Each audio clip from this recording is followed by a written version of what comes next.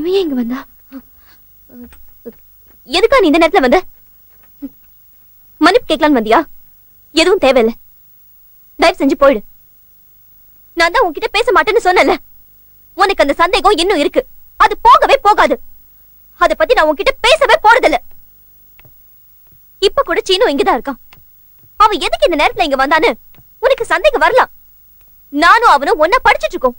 Just combine studies, போதுமா? மதன், வைஷு சொல்றத நம்புடா. நாங்க 2 பேர் கம்பைன் ஸ்டடீஸ் தான் பண்ணிட்டு இருந்தோம். அவ சொல்றது உண்மை. நாங்க 2 பேர் கம்பைன் ஸ்டடீஸ் தான் பண்ணிட்டு இருந்தோம். பிடிக்கலன்னு சொல்லு. நான் இனிமே வைஷு கூட பேசவே இல்லை.